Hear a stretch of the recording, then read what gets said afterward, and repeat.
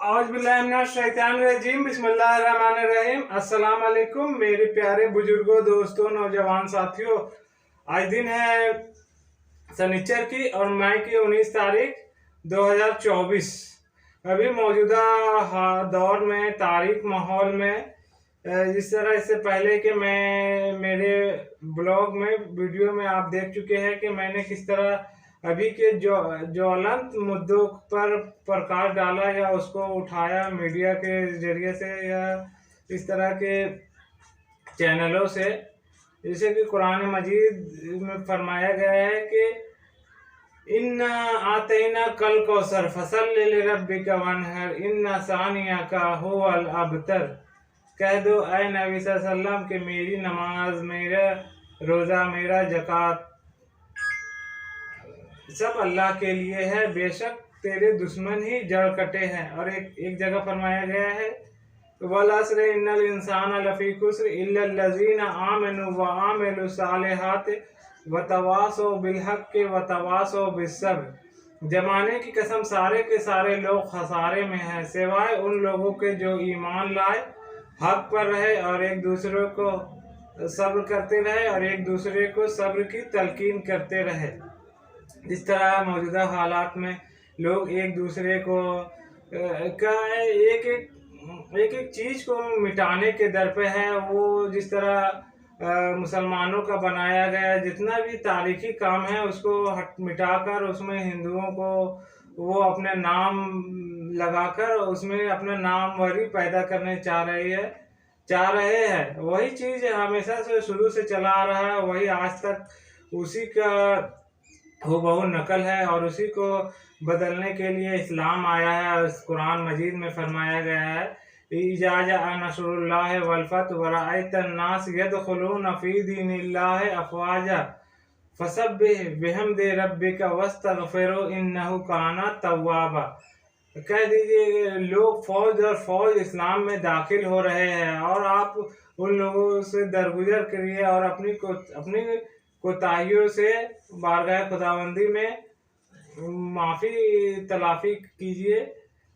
आप देखेंगे कि लोग इस्लाम में फौज दर फौज दाखिल हो रहे हैं। जो फतह मक्का के मुतालिक फरमाया गया था, जो तो कहने का मतलब है कि इस्लाम तो पूरी मुकम्मल निज़ाम रखता है अपने आप में और उसमें पूरे कुरान पर वो गलबा अता करने के लिए आया है, ना कि एक मखसूस तबके के दबे कुचले अवामों के रहनुमाई के लिए नहीं है। वो हर समाज के हर तबका मकतब फ़िक्र के लोगों को रहनुमाई पेश करता है और लोगों को गुमराहियों से निकाल कर सिरात मुस्तकीम पर चलाना चाहता है या वो मॉडल पेश कर दिया और वो मॉडल पर चला के दिखा दिया अवामुन्नास को, दुनिया को, कि वो पिछले अदवार में वो चीज़ जो नदारद रही, जो उसको सोच भी नहीं सकता था, और उस पर कामयाबी से इंसानों को चलाकर उसको कायम करके नाफिज करके दिखा दिया कि देखो ये है रोल मॉडल और इस पर चलकर ही फला कामयाबी व फला और निजात की राह मिल सकती है। दुनिया में भी और आखिरत में भी, दोनों जगह की अगर कामयाबी चाहते हो तो ये इसी राह पर चलोगे तो इसी से तुम्हें कामयाबी मिलेगी। लोग तुमसे चांद की घटती बढ़ती सूरतों के मुतालिक पूछते हैं। कहो ये लोगों के लिए तारीखों की तायीन और हज की अलामतें हैं। चांद की घटती बढ़ती तारीखों के मुतालिक लोग पूछते हैं, तो ये तारीखों को मुतालिक कि वो उसमें हज के वक्त को बयान करती है। और नीज इनसे कहो ये कोई नेकी का काम नहीं है कि तुम अपने घरों में पीछे की तरफ से दाखिल होते हो। नेकी तो असल में ये है कि आदमी अल्लाह की नाराज़ी से बचे। नेकी जो है कि अल्लाह ताला ने जिस चीज़ को मना किया है उससे रुक जाने को नेकी कहते हैं, ना कि घरों के दरवाज़ों में पीछे से जाइए आए या सामने दरवाजे से दाखिल हो। ये कोई नेकी का काम नहीं है। नेकी अलबत्ता अल्लाह से डरते रहो, शायद कि तुम्हें फला नसीब हो जाए।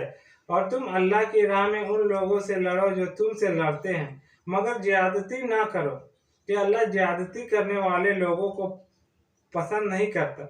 इनसे लड़ो जहाँ भी तुम्हारा इनसे मुकाबला पेश आए, और इन्हें निकालो जहाँ से इन्होंने तुम्हें निकाला है। जिस तरह इन्होंने निकाला, जिस तरह आप देख लीजिए कि अभी इलेक्शन का पीरियड है और लोगों को अ, एक वोट कहिए, वो जो है एक छटाक का कचरा हो, चाहे लाख कुंटलों से कचरा हो, टनों से, चाहे करोड़ों लाखों में वोट हो, करोड़ों में वोट हो, वो सही रहनुमाई वो लोगों को पेश ही कर ही नहीं सकता। जिस तरह के खिलाफ खुलफाए राशिदीन के दौर में अवाम नास में वो ऐसे हुक्मरान कौम को दिए जो नेक तकवा और परहेजगारी में ज़्यादा और ईमान के दावेदारी में सबकत ले गए, और जो जज्बा जिहाद से सरशार होकर दीन इस्लाम की सच्ची खिदमत अंजाम। तो लोग अगर इस्लाम में आबादी या जनसंख्या नहीं देखा जाता है, वो देखा जाता है कि उसमें कितने तकवा और परहेजगारी है, और वो खौफ खुदा है, और वो जिक्रुल्लाह और नमाज से और अपने आप को बुराइयों से बचाता है, और नेकियों में कितना सबकत ले जाता है। ऐसे लोगों के हाथों में बागडोर हुकूमत की आने से लोगों को उस सिरात मुस्तकीम का रास्ता नसीब होगा। जिस तरह 2004-5 के इलेक्शन में आप देख लीजिए कि 5-6 में, वो एग्जैक्ट डेट हमें तो नहीं बता सकता, लेकिन उस सिर्फ झारखंड में एक सीट कोडरमा लोकसभा में जो कि भाजपा का कमल खिला था वही, और बाकी सारे जगह पर इंडिया गठबंधन या यूपीए का जीत हुई थी। वही सेम प्रोसेस इस 2024 के लोकसभा इलेक्शन में भी नज़र आ रहा है। जिस तरह के ये लोग जयंत सिन्हा को हटा दिया, कि वो बोल दिया कि वो लोगों में ज़्यादा जाते आते नहीं थे या ज़्यादा परिचित नहीं थे, और वो बड़का गांव के रहने वाले मनीष को टिकट दे दिए। ये सब शराब के कारोबारी लोगों का, ये जितने भी काले धंधे गोरा धंधे का बड़े बड़े बिजनेसमैनों की पार्टियों की है, जो रुपया खर्च करता है उसको टिकट मिल जाता है। कचरा चाहे एक छटाक हो या एक वोट हो या कुंटलों से कचरा हो, करोड़ों वो में वोट हो, जमहूरियत की ये नीलम परी में वह कभी इंसाफ नहीं कर सकता लोगों के दरमियान। इसलिए इस्लाम में ऐसे लोगों को बागडोर सौंपी जाती है, या उसको रहनुमा बनाया जाता है, या रहबर जो लोगों के दरमियान ज़्यादा मुत्तकी और परहेजगार हो। तो इस्लाम का एक अपना निज़ाम है, वो ज़िंदगी के हर गोशे में उसको लागू करता है, और उससे नाफिज करवाना चाहता है। ऐ लोगों जो ईमान लाए हो, तुम पर रोजे फर्ज कर दिए गए हैं, जिस तरह तुमसे पहले अम्बिया अलैहिस्सलाम के पैरों पर फर्ज किए गए थे। इससे तवक्को है कि तुम में तकवा की सिफत पैदा होगी। चंद मुकर्रर दिनों के रोजे हैं, अगर तुम में से कोई बीमार हो या सफ़र पर हो तो दूसरे दिनों में इतनी ही तादाद पूरी कर ले। तो इस तरह लोगों को एक जो इस्लामिक कल्चर को मिटाने का आजकल, जो अपने आप को कुछ जानते पूछते नहीं है, वो आगे आ जाते हैं, और वो लोगों को इस तरह काना फूसी करके बहका कर कि मैं सब ज़्यादा सलाहियत हूँ, और ये मेरा प्रॉपर्टी है, और ये मेरा घर है, ये मेरा मकान है। तो ये सब चीज़ एक अब फिर बाद में ये होता है कि वो न खुद रहते हैं न दूसरे को। जिस तरह मोदी का नारा है कि ना खुद खाएंगे ना दूसरे को खाने देंगे, तो वो इसमें सारे का बर्बादी का इसमें पेश गोई आप कह सकते हैं, या तो इस तरह के बरगला कर, इसलिए कि अवामुन नास में तो जहालत का दौर दौरा है, और वो न एक आँख से मूंद लेते हैं, तो दीन इस्लाम का भी उसको तालीमात नहीं है, और आखिरत के मुतालिक वो गुमराहकुन अकीदा पेश कर लेते हैं कि हर चीज़ को वो देवता खुदा बन, हर एक को वो अपना भगवान मान लेते हैं। इसके वजह से वो गुमराही में मुब्तला है। तो इस तरह सूरह मारिज में फरमाया गया है कि कह दो कि मेरी नमाज, मेरी कुर्बानी सब अल्लाह के लिए है, बेशक दुश्मन ही जड़ कटे हैं। अलिफ लाम रे, ये उस किताब की आयत है जो अपना मद्दा साफ साफ बयान करती है। हमने इसे नाजिल किया है कुरान बनाकर। ये हक और बातिल का फ़र्क नुमाया करके पेश कर देती है, जो भी लोगों को सीधे सिराते मुस्तकीम की राह चलने के लिए। ऐसे तो लोग आपको तरह तरह के गुमराहकुन अकीदे पेश करेंगे, और उसी में उलझा कर टाइम वेस्ट कर देते हैं कि सही दीन जो अल्लाह का रसूल ने इस्लाम को नाफिज किया है, उससे उससे गफलत होकर अपने आप को नफ्स का बंदा बना लेते हैं, नफ्स की ख्वाहिशात के पैरों बनकर वो चलते हैं। नफ्स का बंदा गुलाम वो अयासी में डूबे रहते हैं, वो बदकारी और बेहयाई में, वो अपने नफ्स की लज्जात में, ना कि खुदावन ताला का जो हुक्म है, जो सिरात मुस्तकीम का रास्ता है, उसको गुम किए हुए है। तो ये इससे को फ़र्क नहीं पड़ता कि वो आबादी में कितने हो, लेकिन अल्लाह का जो नेक बंदे रहते हैं वो ही गालिब आएंगे। ये खुदावन ताला का अटल फैसला है, और जो नेक और साले रहेंगे वो दुनिया में भी गलबा उनको अल्लाह अता करेगा, और खुदा और आखिरत में तो उनके लिए कामयाबी का, आखिरत के लिए में तो उसके लिए कामयाबी मुंतज़िर है, और उसके लिए जन्नत के आला मुकाम में उसको दर्जे हाई रैंक मिलेंगे। तो जिस तरह के वहाँ जन्नत में उनको बड़े बड़े महलात और नहरें और सरसब्ज बागात और तरह की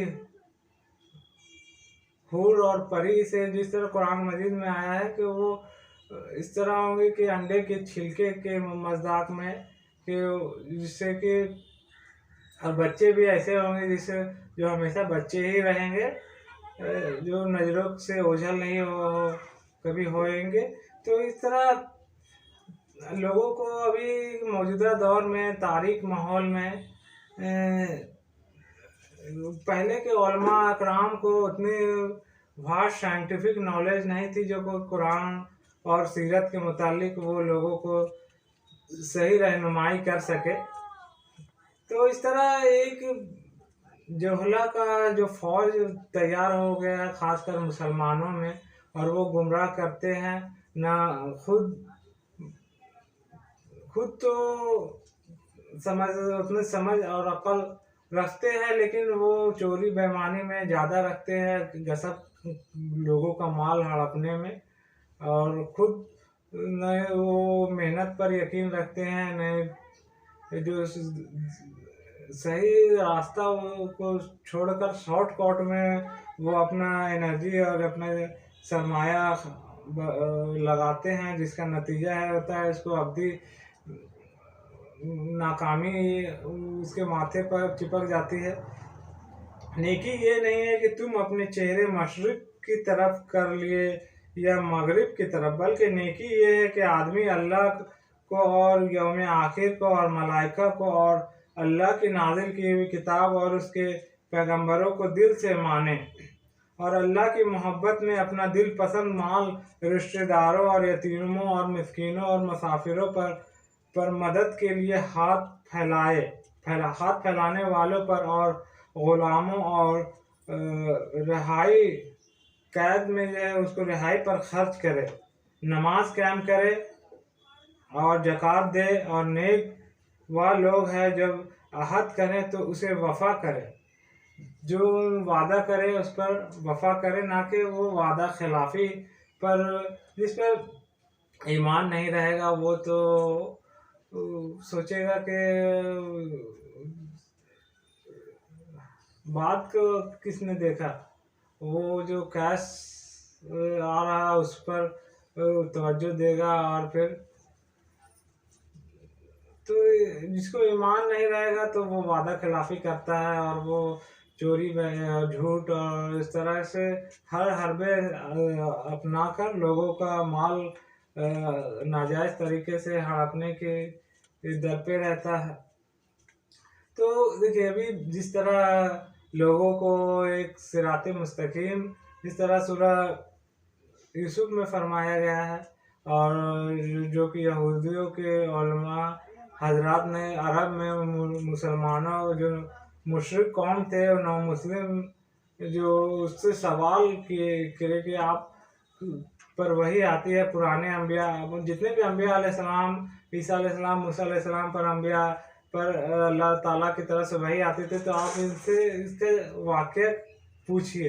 तो उसी के मतलब पूरे सूरह में उतारी गई अल्लाह की तरफ से, और उसको उसी के उसी के भाषा में उसका जवाब दिया गया, जो कि फिर उसमें भी जो लोग ईमान लाने वाले थे वो ईमान लाए, और जो मुशरिक बने रहे वो मुशरिक ही रहे, जिसको लिए ईमान नसीब नहीं हुआ। तो अभी जैसा कि एक एक वो सीधे रास्ते से बहुत दूर भटक के चले गए हैं, और उसको सिराते मुस्तकीम का रास्ता नहीं मिलता, इसलिए कि वो अपने ईमान लाना चाहते ही नहीं, और वो चाहते हैं कि मैं इसी तरह दुनिया की लज्जतों में अपने आप को मशगूल रहूं, और अपने घर और औलाद और बाल बच्चों के लिए तो ये वो इबादत है, लेकिन वो इस तरह से होना चाहिए कि वो उसमें अल्लाह की नाराज़ी नहीं हो, और जहाँ अल्लाह की नाराज़ी हुई और उससे बेखौफ होकर जो भी अमल किए वो तो जितने गुनाह सगीरा और कबीरा में वो सारे शुमार किए जाते हैं। लोगों ज़मीन में जो हलाल और पाक चीज़ें हैं उन्हें खाओ, और शैतान के बताए हुए रास्तों पर न चलो, वह तुम्हारा खुला दुश्मन है, तुम्हें बदी और फहश का हुक्म देता है, और ये सिखाता है कि तुम अल्लाह के नाम पर वह बातें कहो जिनके मुतालिक तुम्हें इल्म नहीं है, वह अल्लाह ने फरमाई है।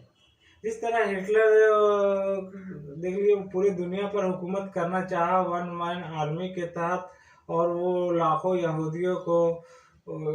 के 50 लाख यहूदियों को एक दिन में कत्ल करवा दिया, और इतनी नफरत थी, वो जानता था कि ये लोग वादा खिलाफी करते हैं, और ये हमारे पैगंबर हज़रत ईसा अलैहिस्सलाम को सूली पर चढ़वाया, और जितना भी दुनिया में सूदी कारोबार या जितना भी बेहयाई और नाजायज के कामों में, जुआ शराब में वो लोगों की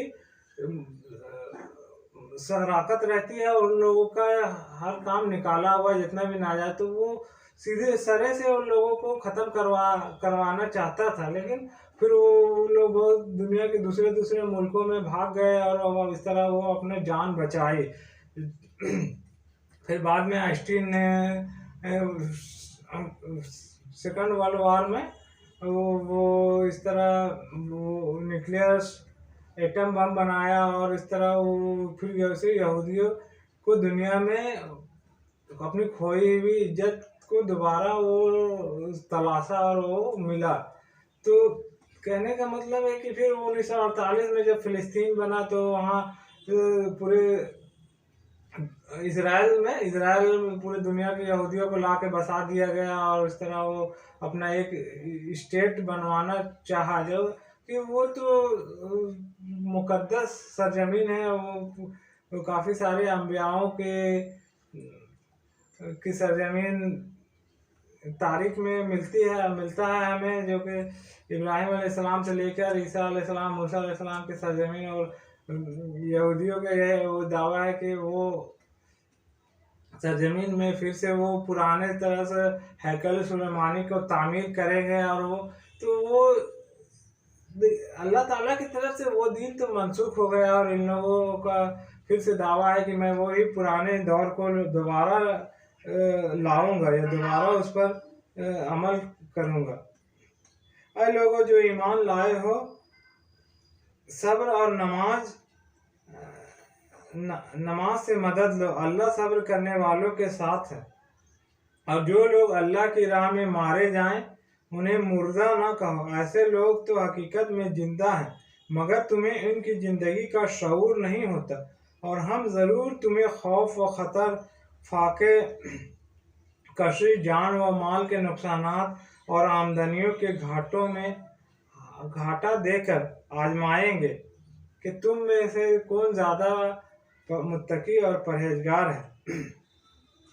मगर तुम्हें उनकी तो इस तरह अल्लाह ताला आजमाता है कि अल्लाह की राह में जो लोग मारे जाते हैं उसे मुर्दा ना कहो, बल्कि वो अल्लाह की तरफ से उनको रिज़्क दिया जा रहा है, बल्कि तुम्हें इसका शऊर नहीं है। अल्लाह ताला जो ईमान लाते हैं और जो दीन सिरात मुस्तकीम पर चलते हैं उसको माल और औलाद, माल की घाटे से और तरह तरह के मुसीबतों में मुब्तला करके आजमाएगा कि कौन, देखते हैं कि कौन मेरे राह पर डटा रहा और कौन कुफ्र में मुब्तला हो गया, और उसको उसी आजमाइश से उसको फी नारे जहन्नम में पहुंचा, मतलब वो अपना जहन्नम का हर एक के लिए एक रुख है जिसकी तरफ वह मुड़ता है। बस तुम भलाइयों की तरफ सबकत करो, जहाँ भी तुम होगे अल्लाह तुम्हें पा लेगा, उसकी कुदरत से कोई चीज़ बाहर नहीं है। तुम्हारा गुजर जिस मुकाम से भी हो वहीं से अपना रुख नमाज के वक्त मस्जिद हराम की तरफ फेर दो, क्योंकि ये तुम्हारे रब का बिल्कुल बरहक फैसला है और अल्लाह तुम लोगों के अमाल से बेखबर नहीं। और जहाँ से भी तुम्हारा गुजर हो अपना रुख मस्जिद हराम ही की तरफ फेरा करो, और जहाँ भी तुम हो उसकी तरफ मुंह करके नमाज पढ़ो, ताकि लोगों को तुम्हारे खिलाफ कोई हुज्जत ना मिले। हाँ, जो जालिम हैं उनकी जुबान किसी हाल में बंद ना होगी, तो उनसे तुम ना डरो, और इसलिए कि तुम पर अपनी नेमत पूरी कर दूं, और इस तवक्को पर कि मेरे इस हुक्म की पैरवी से तुम उसी तरह फलाह का रास्ता पाओगे जिस तरह तुम्हारे इस चीज़ से फलाह नसीब हुई कि मैंने तुम्हारे दरमियान खुद तुम्हें से एक रसूल भेजा जो तुम्हें मेरी आयात सुनाता, तुम्हारी जिंदगियों को संवारता, तुम्हें किताब और हिकमत की तालीम देता और तुम्हें वह बातें सिखाता जो तुम नहीं जानते थे। लिहाजा तुम मुझे याद रखो, मैं तुम्हें याद रखूंगा, और मेरा शुक्र अदा करो, कुफराने नेमत से बचो। तो इस तरह अल्लाह ताला आजमाता है और उसके शुक्र, इसलिए कि रोजी देता वही है और ज़िंदगी और मौत का फैसला वही करता है। तो हर तरह से वो ईमान लाने वालों को आजमाता है कि कौन मेरे रास्ते पर सिरात मुस्तकीम पर चला और कौन मेरे रास्ते से मेरी आजमाइशों की वजह से वो उसका ईमान में कमजोरी दिखाया और वो कुफ्र के रास्ते पर चल पड़ा थे। तो वो उसका ज़िंदगी भर का अमाल सारा रायगा चल जाएगा। वो एक गुस्ताखी में या एक गफलत में, तो इस तरह मरते दम तक कलमा कुफ्र से परहेज करना और इस्लाम को के लिए अपने ईमान पर ख़ात्मा होना, ये बहुत बड़ी सआदत की बात है अल्लाह ताला की तरफ से। लोग तो इस तरह की गुमराही में मुब्तला करेंगे और लोगों को काम है, शैतान मरदूद का काम है कि वो लोगों को नाजायज़ फ़रेब के फंदों में मुब्तला करता है और लोगों से लंबी चौड़ी वादे कर लेता है, और हालांकि वो सब फ़रेब है और वो सब जो भी सब्ज बाग दिखाता है वो फिर उस तरह से गुम हो जाता है कि फिर वो पूरी तरह से वहाँ कुछ नज़र नहीं आता। पूरा शैतान का जितना भी वादा है वो सिर्फ धोखा और फरेब पर है, और उससे कि वक्ती तौर पर लोगों को बहुत चौड़ी उम्मीद जग जाती है, लेकिन फिर उसका नतीजा 0/0 उससे कुछ हासिल होने वाला नहीं है।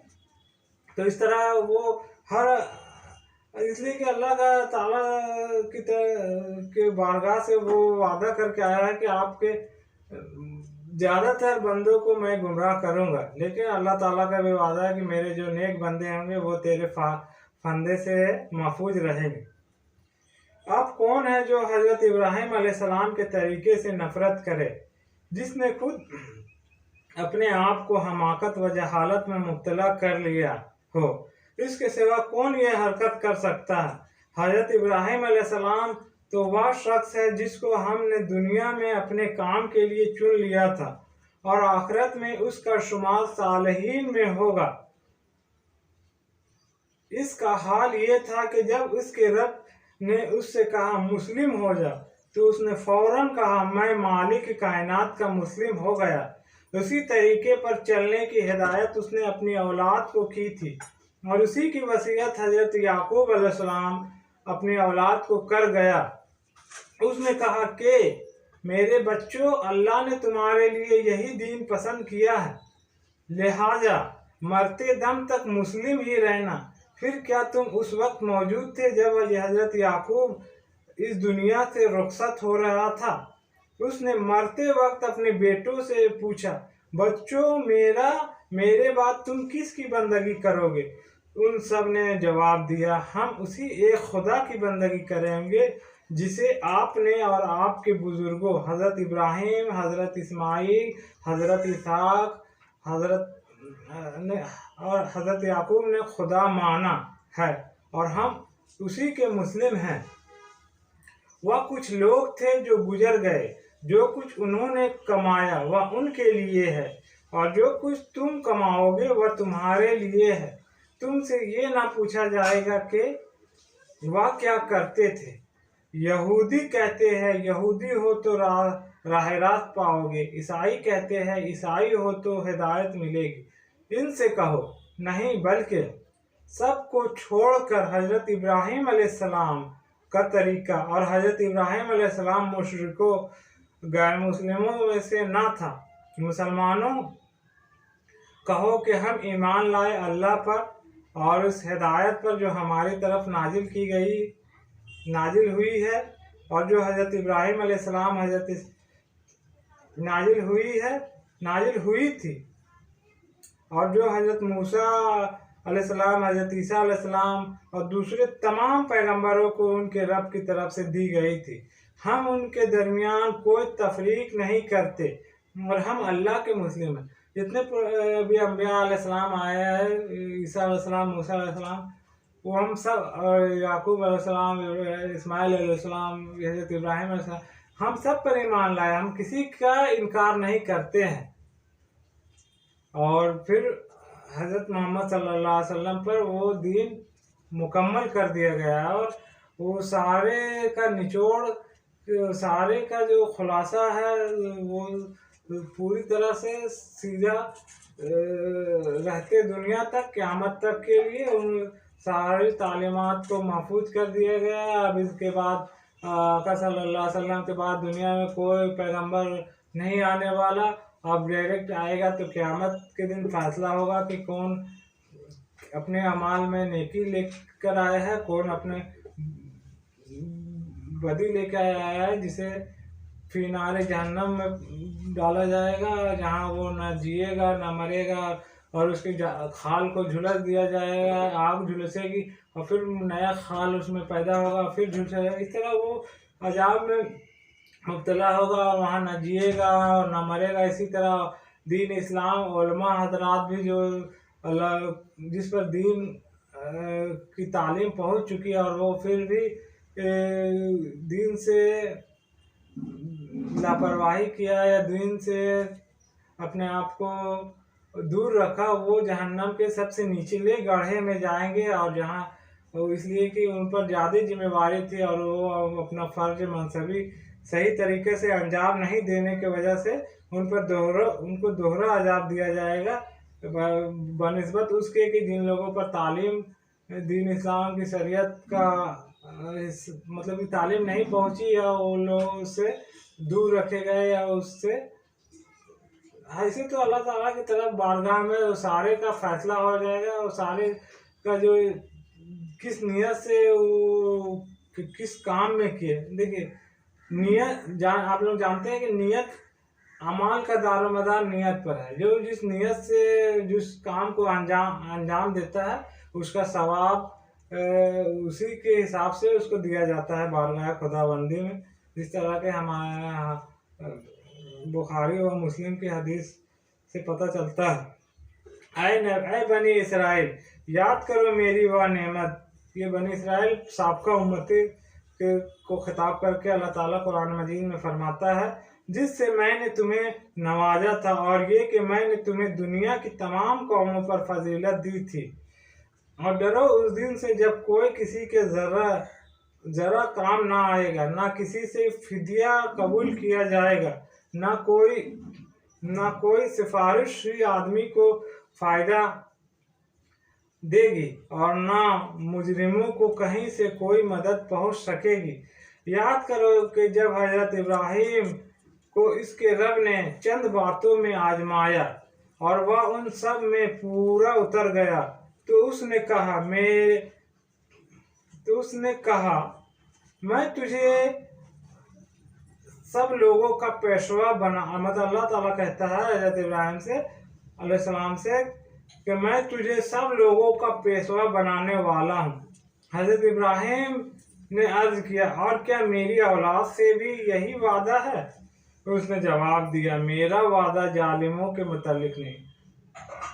औलाद में जो नेक रहेंगे सिर्फ पेशवा उन्हीं को बनाया जाएगा और उन्हीं को की नेकी शुमार की जाएगी। और औलाद में जो बदकार होंगे, जो शैतान के बहकावे में आएंगे, उसको फी नारे जहन्नम में पहुंचा दिया जाएगा। इससे कोई फिर मतलब नहीं कि वो कौन किसका बेटा है, कौन किसका बाप है, कौन किसका बेटी है, कौन किसका दामाद है, कौन रिश्तेदार है। इससे मतलब नहीं है। अल्लाह ताला के दीन इस्लाम की शरीयत में जो नेकी करके आएगा उसका अजर उसको दिया जाएगा। वहाँ रिश्तेदारी के हिसाब से जजा व सजा उसका हिसाब नहीं लिया जाएगा। जैसा कि फरमाने इलाही के मुताबिक जो कुरान मजीद से हमें इसकी तालीम मिलता है, पता चलता है, और ये कि हमने इस घर काबे को लोगों के लिए मरकज और अमन की जगह करार दिया, और लोगों को हुक्म दिया था कि हजरत इब्राहिम जहाँ इबादत के लिए खड़ा होता है उस मुकाम को मुस्तकिल जाए नमाज बना लो। और हजरत इब्राहिम और हजरत इस्माइल को ताकीद की थी कि मेरे घर को तवाफ और इत्तिकाफ और रुकू और सजदा करने वालों के लिए पाक रखो। और ये कि हजरत इब्राहिम ने दुआ की, ऐ मेरे रब, इस शहर को अमन का शहर बना दे, और इसके बाशिंदों में से जो अल्लाह और आखिरत को माने उन्हें हर किस्म के फलों का रिज़्क़ दे। ये वादा मुशरिकों से नहीं है, बल्कि जो आखिरत पर को माने और जो अल्लाह को माने और उससे डरे। जवाब में उसके रब ने फरमाया, और जो ना मानेगा दुनिया की चंद रोज़ा जिंदगी का सामान तो मैं उसे भी दूंगा। लेकिन इस पर अल्लाह ताला फरमाता है कि जो नहीं मानेगा, जो कुफ्र वसी करेगा, जो गुनाह में जो माल गसब करेगा, जो शराबी हो, जनाकार हो, अयास हो, फरेबाज हो, वो अल्लाह ताला चंद रोज़ा ज़िंदगी का सारा सामान उसे भी देगा। वो अपने ज़िंदगी में जितना भी उसको ज़िंदगी मिला, दुनिया में जिया, उसको दुनियावी माल व मता देगा, लेकिन फिर फैसला अल्लाह ताला अपने पास से महफूज रखेगा और फिर उसको जहन्नम का आग में डाल दिया जाएगा। और याद करो हजरत इब्राहिम और हजरत इस्माइल जब इस घर की दीवार उठा रहे थे तो दुआ करते जाते थे, ऐ हमारे रब, हमसे ये खिदमत कबूल फरमा ले, तू सबकी सुनने और सब कुछ जानने वाला है। देखिए औरतों को अभी जितना भी उसको अपना घरेलू काम में मशगूल रहना है, ना कि बाहर का धंधा पानी या रोजगार। ये मर्दों की जिम्मेवारी दी गई है। औरतों को लिए पर्दे में रहकर उसको अपना बाल बच्चों की परवरिश करने के लिए दिया गया है, ना कि बाहरी ऑफिस में, बैंक में, जितने भी नौकरी करने के लिए।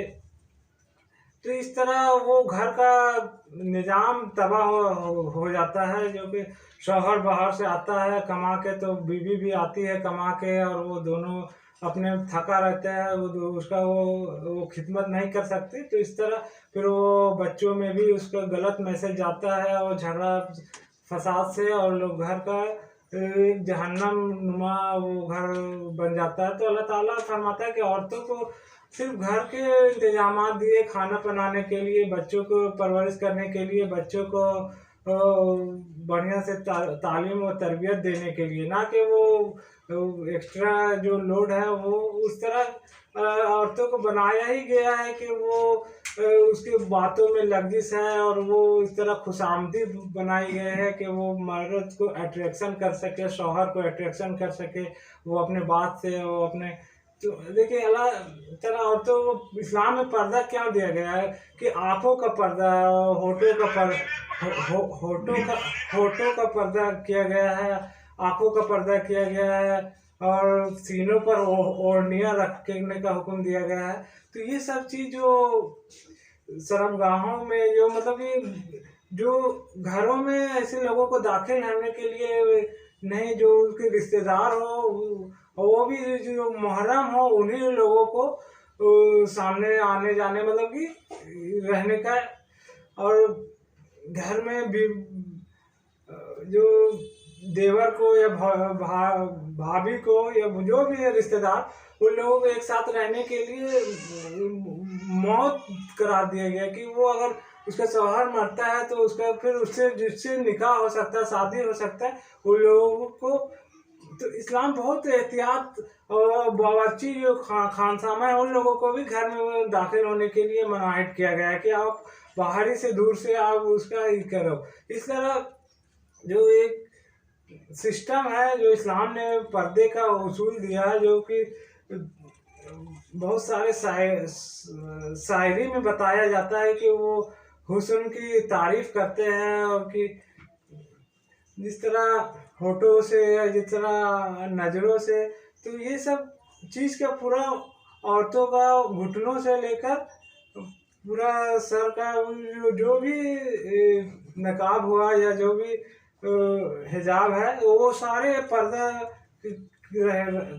रखने का हुक्म दिया गया औरतों को, ना कि उनको उसको कारोबार करने के लिए बाजारों में भेज दिया जाना, या मर्दों के साना बसाना उसको निकाल देना कि और आज़ादी के नाम पर, या जो भी एक तरह से बेहयाई का कल्चर फैलाया जा रहा है। जो इसी वजह से जितने भी तरह के उलझन पेश आ रहे हैं, जितना भी तरह के परेशानियां फेस हो रही है, और लोग खुदकुशियां कर रहे हैं मगरिब में, अंग्रेज ईसाई देशों में। तो इसका वजह इस्लाम में उसको पूरा तरह के सोल्यूशन दिया है, और उसी के मुताबिक अगर वो लोग अपनी ज़िंदगी गुजारे तो वो घर एक जन्नत नज़ीर घर बन जाता है, जो कि इस्लाम जिसको पसंद करता है, जो इसको तालीम देता है, ना कि जहालत जो गैर मुस्लिमों में जो हिंदुओं का कल्चर है कि पायल पहनना, पायल पहन के बाज़ारों में जाना, और होटो इस तरह के जितने भी तरह के बनाव श्रृंगार करना, जो गैरों को। देखिए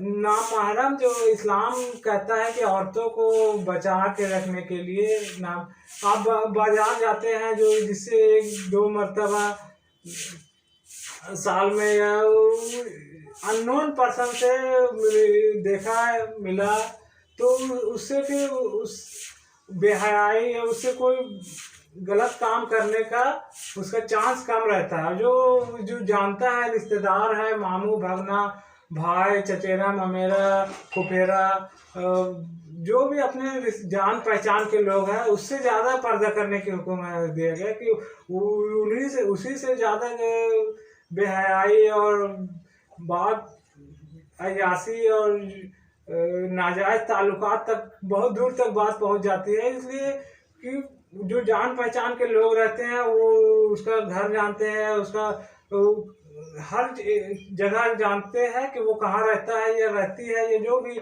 और नए अननोन लोग जो बाज़ारों में आते हैं सामान लिए चल गए तो उससे लोगों को उतना पता नहीं रहता। तो इस्लाम पहले अपने घर को पूरी तरह पर्दा करता है और घरों को इस तरह कहता है कि ऐसे लोगों को घरों में दाखिल होने की, अगर कुछ ज़रूरत की चीज़ मांगनी है भी तो वो बाहर से पर्दे से मांगे। और वो उसे तो इस्लाम इस तरह तालीम देता है ना कि मादर पिदर आज़ादी की तो अभी देख लीजिए कि जिस तरह अभी मुसलमानों में तो पूरी तरह जहालत में मुब्तला है। ज़्यादा से ज़्यादा मैट्रिक के एग्ज़ाम दिए, वो भी पास हुए, फेल हुए, न कुरान पढ़े, न उर्दू उसका तर्जुमा पढ़े, न कहीं आप आलिम उलमा से दीन इस्लाम की तालीम लिया। घर में है, टीवी है, बचपन से टीवी देखा, फिल्म देखा और वो सिनेमाओं में जो बेहयाई की कल्चर दिखाई वही चीज़ उसके दिमाग में अट गया और वही कुछ समझा कि यही दीन इस्लाम है। तो गुमराही यहीं से स्टार्ट होती है और अल्लाह का खौफ दिल से जाता रहता है। और इस्लाम की जो तालीम देता है उससे लोग उससे बेपरवाह होकर वो अपना अपना मन मर्जी का मुताबिक फैसला लेते हैं। और देखिए अब हम जानते हैं कि वो खलेरा और शादी ब्याह का मामले के रिलेटेड कि वो उस घर में है तो हम उसका बराबरी करेंगे। वो उसका भी लड़की वाला का घर में ये चीज़ है तो लड़का वाला के भी घर में वो चीज़ होना चाहिए। वो चीज़ मतलब कि हर चीज़ का बराबरी करते हैं ना कि बराबरी तो करना चाहिए कि तकवा परहेजगारी और नमाज और इस्लाम के में बराबरी के लिए इसमें आगे ले जाइए, ना कि सामानों में बराबरी करना या जायदाद में बराबरी करना या रुपया पैसा में बराबरी करना। ये सब कोई बराबरी इस्लाम इस चीज़ को मिटाने के लिए आया है, ना कि इस चीज़ को और प्रमोट करने के लिए बढ़ाने के लिए। इस्लाम इस को कभी पसंद नहीं करता है। इस तरह के गुमराहकुन अकीदे को इस्लाम इसको नेगलेक्ट कराता है। वही चीज़ गैर मुस्लिम लोग या गैर मुस्लिम लोगों को मौका मिलता है कि वो जान रहे उसका घर खुद बर्बाद है तो वो अपने तरफ से उसको और बर्बादी की तरफ उसको फेर देता है जी। जहाँ पर पहले से कुछ कमजोरी रहता है जी, जो घर में कुछ चीज़ में तो वो चीज़ जल्दी तबाह होता है, बर्बाद होता है। जिसमें मजबूती ज़्यादा रहेगी उसको बाहर वाले भी आके उसको तोड़ने फोड़ने का कोशिश करेंगे तो वो टूटेगा नहीं, फूटेगा नहीं। तो वो पहले अपने आप में मजबूती लाने की ज़रूरत है, उसके बाद फिर बाहर वाले को दोष देना कि उसने लोगों को बहकाया या उन लोगों को शैतानी वसवसा गुमराह किया। अब कौन है जो हज़रत इब्राहीम अलैहिस्सलाम के तरीके से नफ़रत करे, जिसने खुद अपने आप को हमाकत व जहालत में मुब्तला कर लिया हो। उसके सिवा कौन यह हरकत कर सकता है। हज़रत इब्राहीम तो वह शख्स है जिसको हमने दुनिया में अपने काम के लिए चुन लिया था और आखिरत में उसका शुमार सालिहीन में होगा।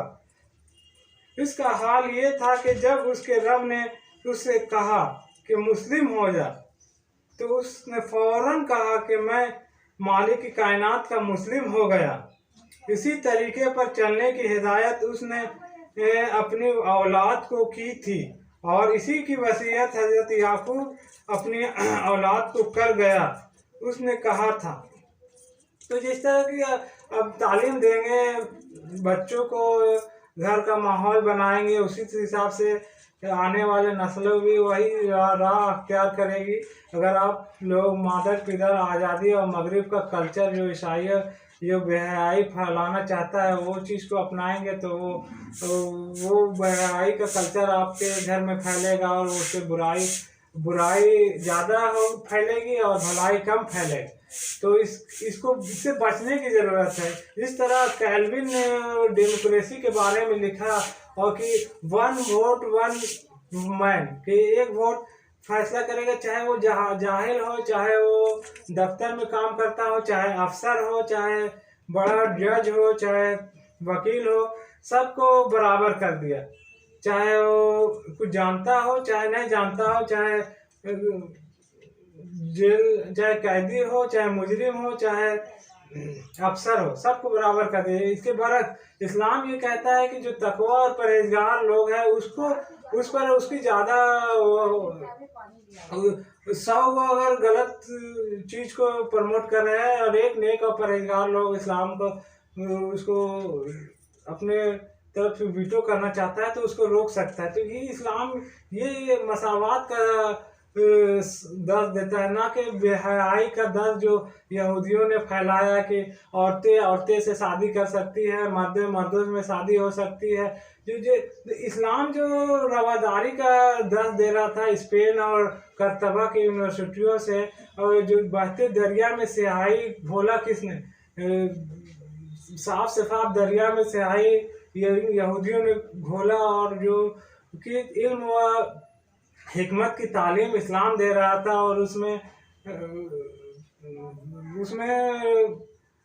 साफ शफाफ दरिया में स्याही घोला इन लोगों यहूदियों ने कि, और बेहयाई का कल्चर को प्रमोट दिया दुनिया में कि लोगों को उसमें, और उसे मुसलमान जो तारिक बिन ज़ियाद जो करतब जो स्पेन को फतह किया, और उसमें ईसाई, उस समय तो ईसाई का हुकूमत था स्पेन में, और तो उसमें यहूदियों ने बहुत सपोर्ट किया मुसलमानों को कि उसको रास्ता बताया, तो मुसलमान भी समझ गए कि ये मेरे लिए बहुत हमदर्द है। लेकिन फिर अंदर अंदर वो इस्लामी जड़ को खोदने लगा यहूदियों ने, और वो इस तरह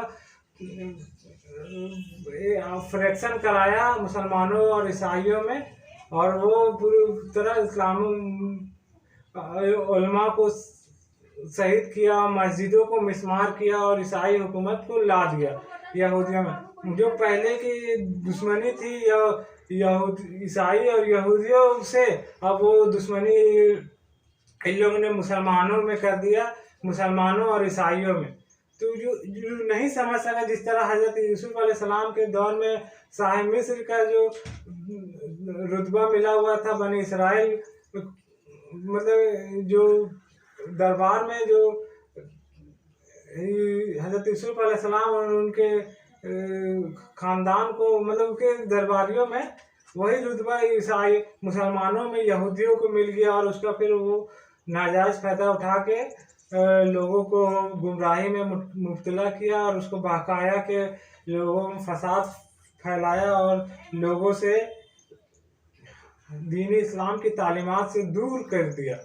याद करो, इसराइल की औलाद से हमने पुख्ता अहद लिया था कि अल्लाह के सिवा किसी की इबादत ना करना, माँ बाप के साथ, रिश्तेदारों के साथ, यतीमों और मिस्कीनों के साथ नेक सलूक करना, लोगों से भली बात कहना, नमाज कायम करना और ज़कात देना। मगर थोड़े आदमियों के सिवा तुम सब इस अहद से फिर गए और अब तक फिरे हुए हो। फिर जरा याद करो, हमने तुमसे मजबूत अहद लिया था आपस में एक दूसरे का खून ना बहाना, लेकिन फिर तुमने आपस में एक दूसरे का नाजायज़ तरीके से, नारवा तरीके से माल गसब किया और खून बहाया। तो जो चीज़ मना किया गया था, दूसरे गैरों के बहकावे में आकर वही चीज़ को दीन और शरीयत समझ लिए और उसको अपना हमदर्द समझ लिए। फिर वो उसका नतीजा क्या हुआ कि वो तबाही के में खुद भी बर्बाद हुए और दूसरे को भी अपने को बर्बाद कर दिए। कोई स्टैंडिंग आर्मीज नहीं थी, ट्रेंड आर्मीज नहीं थी, इधर भी वॉलेंटियर उधर भी वॉलेंटियर, उधर 313 वॉलेंटियर थे, इधर 1000 वॉलेंटियर थे, वह भी वॉलेंटियर ये भी वॉलेंटियर, उधर भी तलवारें इधर भी तलवारें। चलिए 2 और 100 की निस्बत हो जाएगी, लेकिन ये कि 1 और 100 की भी हो जाए। इधर 100 घोड़े हैं, उधर एक एक घोड़ा है इधर, या दो दो घोड़े हैं। देखिए अभी मौजूदा हालात में लोग बच्चों को इस तरह बहकाते हैं, वो मोबाइल में इस तरह की बेहयाई और फाहश वीडियोस देखकर वो उसके जहन को, जो कि अभी पढ़ने लिखने का समय है, उसको इस तरह की वो गुमराह हो जाए और बेहयाई का कल्चर फैल जाए दुनिया में, और लोगों को आज़ादी के नाम पर गुमराह कर दिए हैं और उसको दीन इस्लाम से एकदम बेपरवाह और बेबहरा बना दिए हैं कि वो उसको कुछ पता ही नहीं है कि रोज़ा नमाज क्या होता है, अल्लाह ने क्या चीज़ उसको डिसिप्लिन दिया है, दीन इस्लाम ने सिखाया है बड़ों छोटों से किस तरह से रहना है। वो सारे कुछ को आप जितना भी उठा के देख लीजिए, यूट्यूब वीडियोस फेसबुक में, वो एकदम पूरी तरह से सारे कुछ को मिटा दिया है। इखलाक और शरीयत को तो एकदम वो जहालत में मुब्तला कर दिया है, और बच्चों को सिर्फ देखिए इस्लाम में सिर्फ बच्चा पैदा कर देना बहादुरी नहीं है। इस्लाम में बच्चों को सही तालीम देना और उसको सच्चा पक्का मुसलमान बनाना कि वो आखिरत में कामयाब हो सके। यूँ तो दुनिया में लोग भेड़िया दसान नियर आबादी बढ़ रही है, लेकिन उससे कोई इस्लाम को उसके प्रति कोई हमदर्दी नहीं। हमदर्दी उसके लिए है जो परहेजगारी तकवा पर चले और शरीयत का पर अमल करे और अल्लाह रसूल का जो उसके दिल में खौफ पैदा हो, ऐसे लोगों को दीन इस्लाम से मतलब है। अल्लाह रसूल लोगों को आगे बढ़ाना चाहता है, ना कि बेहयाई और सिर्फ नाम रख दिया मुसलमानों का, परवेज शमशेर और शमशाद और फला ढेमका, उससे वो मुसलमान नहीं हो जाता। उस पर उसको अमल से ज़िंदगी बनती है, जन्नत भी जहन्नम भी। ये ना नूरी है ना नारी है, जिस तरह अल्लामा इकबाल के अपने शहर में कहते हैं। तो वो अमल के हिसाब से ही अल्लाह ताला के यहाँ वो अपग्रेड किया जाएगा इंसानों को कि कौन किसमें कितनी सलाहियत और काबिलियत है। तो कोई स्टैंडिंग आर्मी नहीं थी। देखिए जंग क्या, देखिए ये कोई स्टैंडिंग आर्मी नहीं थी, ट्रेंड आर्मी नहीं थी। इधर भी वॉलेंटियर, उधर भी वॉलेंटियर, उधर 313 वॉलेंटियर थे, इधर 1000 वॉलेंटियर थे, वह भी वॉलेंटियर, ये भी वॉलेंटियर, इधर भी तलवारें उधर भी तलवारें। चलिए 2 और 100 की निस्बत हो जाए, लेकिन ये कि 1 और 100 की भी हो जाए। इधर 100 घोड़े हैं, उधर 1 घोड़ा है, या 2 घोड़े हैं, या 70 ऊँट, 2 घोड़े, या सैराब हो जाते हैं। हफीज जालंधरी का शायर मुझे याद आ गया, 2 घोड़े मुकाबले 100 के, 70 ऊँट बमुकाबले 1000। और आज जो भी निज़ाम कायम है, इसको प्रोटेक्शन हुकूमत की है। वही जागीरदार बैठा होगा हुकूमत में, सरमायादार बैठे होंगे हुकूमत में।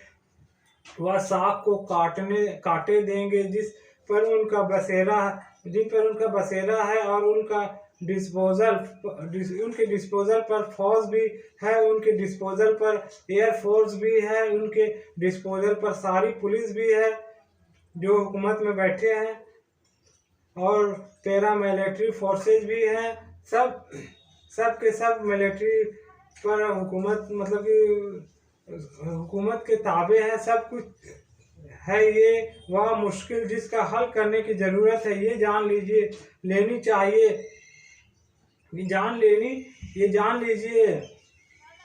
बगैर ये काम नहीं होगा कि, लेकिन ये जान लीजिए, जाने दिए बगैर ये काम नहीं होगा, लेकिन जाने देना एक दो तरफा जंग में मुमकिन है, या एक तरफा जंग में मुमकिन है। और एक तरफा जंग क्या है? ये मुनज़्ज़म और पुरअमन एहतजाज तहरीक जो नॉन कॉरपोरेशन वार से शुरू हो जाए, ये गांधी का लफ्ज़ था।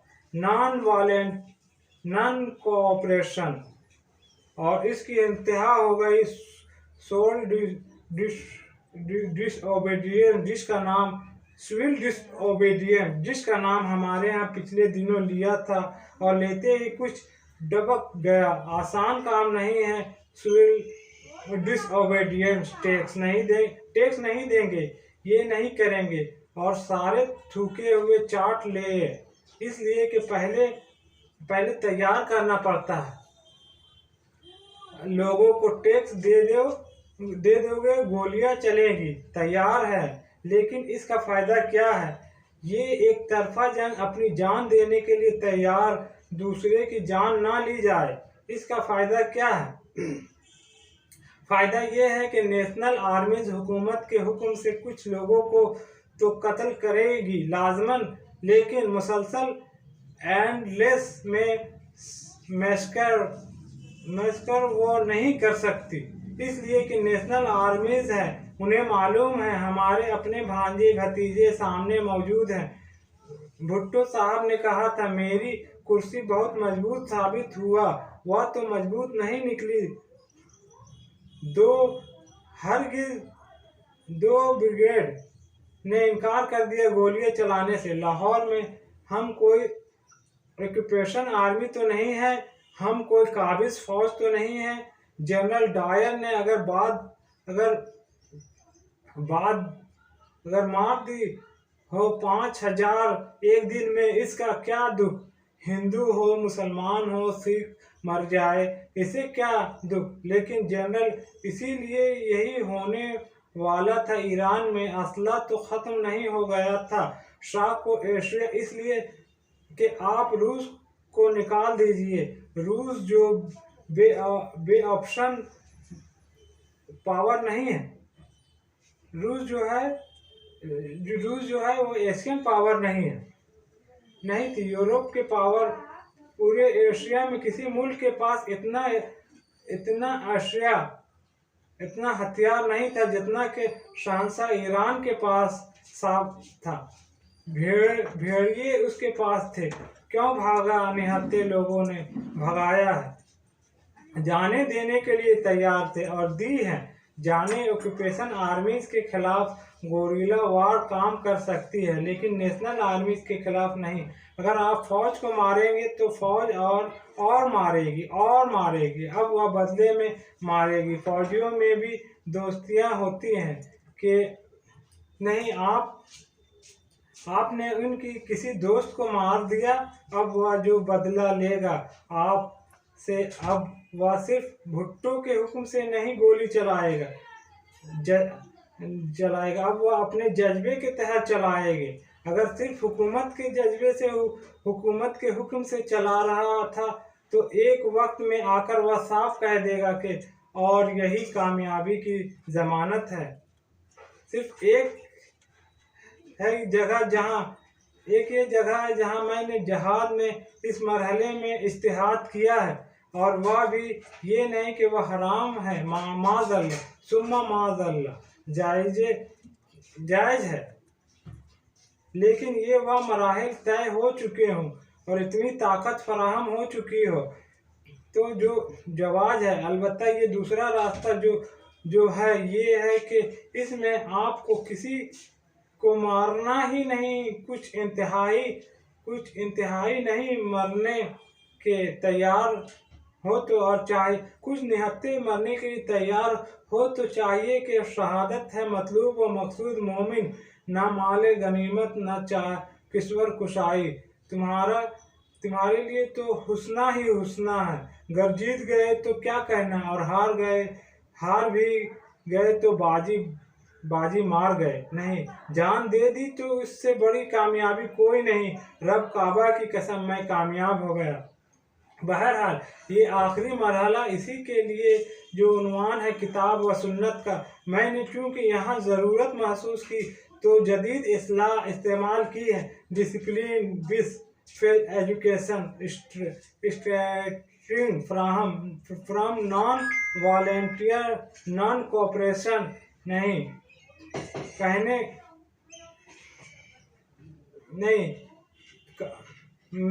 पहनेंगे कपड़ा अंग्रेजों का बनाया हुआ, चरवा काटेंगे कपड़ा बनाएंगे।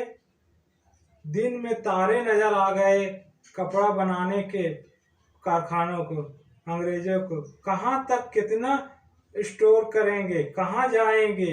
ये पूरी बरतानवी बास बास हिल कर ये पूरी बरतानवी का कारखाना हिल कर रह गए, बरतानवी हुकूमत हिल कर रह गई।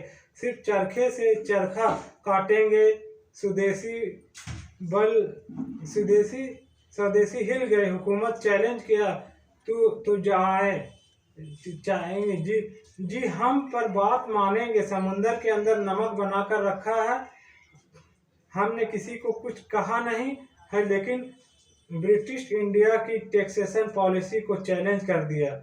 आपने लाठियां खाई। मौलाना अबुल कलाम आज़ाद जख्मी हुए। बहरहाल इसके लिए शरई इस्तिलाह क्या है?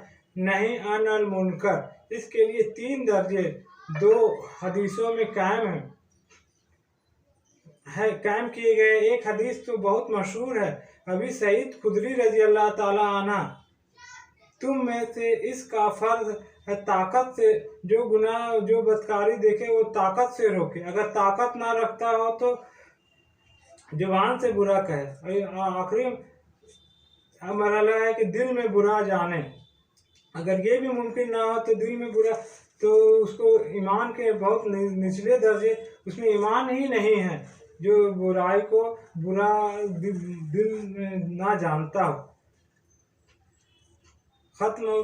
तो नाकामी दिल से एहसास जाता रहा। नफरत भी बड़ी कीमती शय होती है। बदी से नफरत तो है स्टार्टिंग कैपिटल। यही कल शायद हिम्मत हो जाए, बात कह दो। गोंगा शैतान ना बने रहो। आगे हिम्मत हो जाए, ताकत हो जाए, ताकत से हो। लेकिन दूसरी हदीस जो इस मामले में ज़्यादा फैसला कुन, ज़्यादा एप्लीकेबल है, बदकिस्मती से वह हमारे यहाँ आम नहीं हुई है। रावी भी अब्दुल्ला बिन मसूद रजी अल्लाह अन्हा है। हुजूर ने फरमाया, मुझसे पहले भी अल्लाह ने जिस नबी को भी इसकी उम्मत में भेजा, उसके कुछ न कुछ हवारी, कुछ न कुछ सहाबी होते ही थे। 2 हों, 4 हों, 20 हों, 15 हों। हजरत ईसा अलैहिस्सलाम के 4 चेले अपने नबी की सुन्नत को मजबूती से थाम लेते थे, इसके हुक्म पर अमल करते थे। फिर इंतजार जमाना के साथ, वक्त गुजरने के साथ ऐसे नाखलफ लोग पैदा हो जाते थे। यक़ूलून कहते थे, वह कहते थे जो वो करते नहीं थे, और जो करते थे वो कहते नहीं थे। जो करते नहीं थे वह कहते थे। जिसका हुक्म नहीं मिला, बिदअत तूफान, बिदअत का इश्क रसूल के लिए आखिर को जुलूस, जिसका हुक्म नहीं मिला था मिलादुन नबी, जश्न ईद मिलादुन नबी के लिए आखिर को जुलूस होने चाहिए। न सहाबा को इसका कभी निकाले ही नहीं। इसके रसूल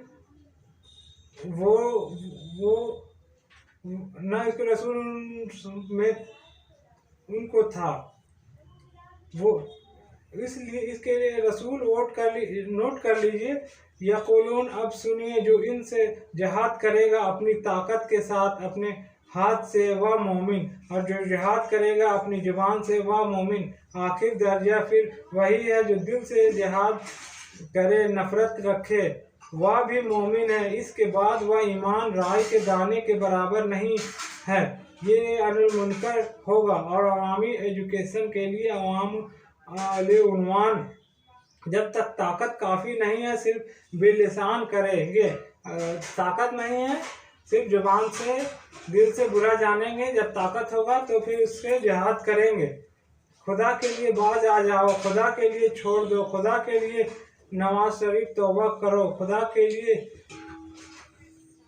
अल्लाह की जनाब में के लिए तुम शरीयत कोर्ट के फैसले के खिलाफ अपील दायर की। खुदा के लिए तौबा करो कि तुम 2/3 अक्सरियत रखते हुए भी किताब व सुन्नत की बालादस्ती एक ही कदम को रह गया था। करारदाद मकासिद आ गई थी, एक ही दफ़ा चाहिए थी। और जो मैंने कहा 3 दफ़ा, एक दफ़ा चाहिए थी। टोटल बालादस्ती किताब व सुन्नत की और वादा किया कि हाँ ये तरमीम आएगी, लेकिन वह वक्त नहीं आया।